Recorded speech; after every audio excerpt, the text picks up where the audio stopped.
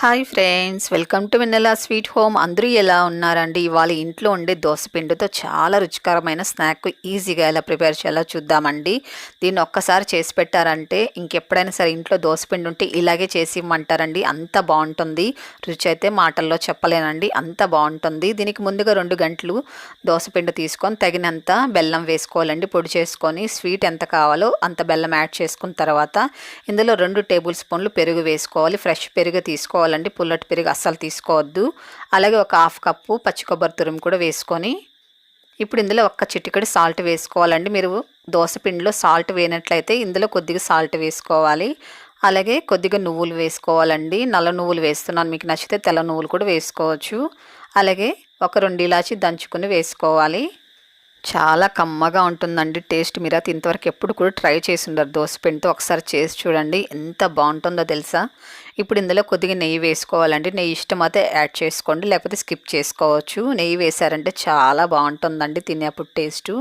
ఇదంతా బాగా మిక్స్ చేసుకోవాలండి. మనం బెల్లం పొడి చేసి వేసాం కదా, బెల్లం అంతా కూడా చక్కగా కరిగేంత వరకు బాగా కలుపుకోవాలి. ఇందులో మనము పచ్చి కొబ్బరి అలాగే నువ్వులు వేసాం కదండి, తినేటప్పుడు చాలా బాగుంటుందండి. చాలా కమ్మగా ఉంటుంది. ఇందులో నేను ఒక 3/4 కప్పు గోధుమ పిండి తీసుకున్నానండి. మీరు కావాలంటే మైదా కూడా తీసుకోవచ్చు. ఇందులో కొద్దిగా వేసుకుంటే మిక్స్ చేసుకోవాలి. మరి గట్టిగా ఉండకూడదండి, అలాగని ఎక్కువ లూజ్గా ఉండకూడదు. మనకి ఎంత పిండి కావాలో అంత వేసుకోవాలండి. నేను 3/4 కప్పు తీసుకుని దాంట్లో 2 టేబుల్ స్పూన్లు మిగిలిందండి. చూడండి, ఇలాగుండా పిండి కలిపిన తర్వాత ఇప్పుడు ఇందులో కొద్దిగా బేకింగ్ సోడా వేసుకొని మరొకసారి బాగా మిక్స్ చేసుకోవాలి. మరి ఎక్కువ వేయకుండా, ఎక్కువ వేసారనుకోండి ఆయిల్ ఎక్కువ పీల్చుకుంటుంది కాబట్టి తగినంత వేసుకొని బాగా కలుపుకోవాలి. చూడండి, ఇలా గట్టిగా ఉండాలండి, మరి ఎక్కువ లూజ్గా ఉండకూడదు, ఇలాగ ఉండాలి. ఇప్పుడు దీన్ని పక్కన ఉంచుకుందామండి. దీన్ని అప్పటికప్పుడే చేసేసుకోవచ్చు అండి. మీకు టైం ఉంటే కూడా ఒక 10 నిమిషాలు కూడా పక్కన పెట్టుకోవచ్చు, లేకపోతే కూడా అప్పటికప్పుడు చేసుకుని కూడా చాలా చక్కగా వస్తుందండి. ఇప్పుడు స్టవ్ పైన ఆయిల్ పెట్టుకొని వేడి చేసుకోవాలి. ఆయిల్ మీడియం హీట్లో ఉండాలండి. అలాగే లో ఫ్లేమ్లో ఉంచుకొని పిండి వగ్గరిట్టి వేసుకొని ఇలా నెమ్మదిగా ఫ్రై చేసుకోవాలి. లోపల పిండి అంతా కూడా చక్కగా ఉడకాలి కాబట్టి సిమ్లోనే ఉంచుకొని దీన్ని ఉడికించుకోవాలండి. మనం బెల్లం వేసాం కాబట్టి ఆయిల్ ఎక్కువ హీట్గా ఉందనుకోండి త్వరగా మాడిపోయే ఛాన్స్ ఉంటుంది కాబట్టి సిమ్లో ఉంచుకొని దీన్ని ఫ్రై చేసుకోవాలి. చూడండి ఎంత చక్కగా ఉందో, బెలూన్ లాగా బాగా చక్కగా ఫ్రై అయింది. మరొకటి కూడా వేసి చూపిస్తా చూడండి, చక్కగా పొంగుతూ వస్తుందండి. చూసారు ఎంత చక్కగా పొంగుతుందో. చాలా టేస్టీగా ఉంటుందండి. కాబట్టి వీడియో చూసిన తర్వాత అస్సలు మిస్ చేయకండి.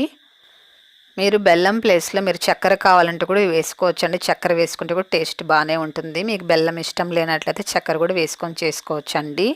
చూడండి చక్కగా పొంగుతూ వచ్చింది, అలాగే మంచి కలర్ కూడా వచ్చింది చూసారా.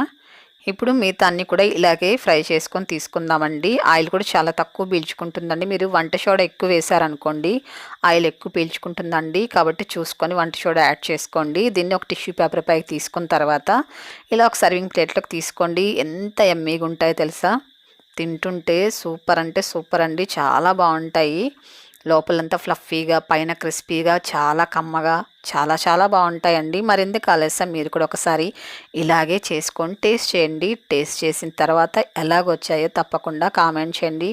మీ ఫ్రెండ్స్కి, మీ తెలిసిన వారికి, మీ చుట్టాలందరికీ కూడా ఈ వీడియోని తప్పకుండా షేర్ చేయండి, లైక్ చేయండి. ఫస్ట్ టైం మన ఛానల్ చూస్తున్నట్లయితే మన ఛానల్ని వెంటనే సబ్స్క్రైబ్ చేసేసుకోండి.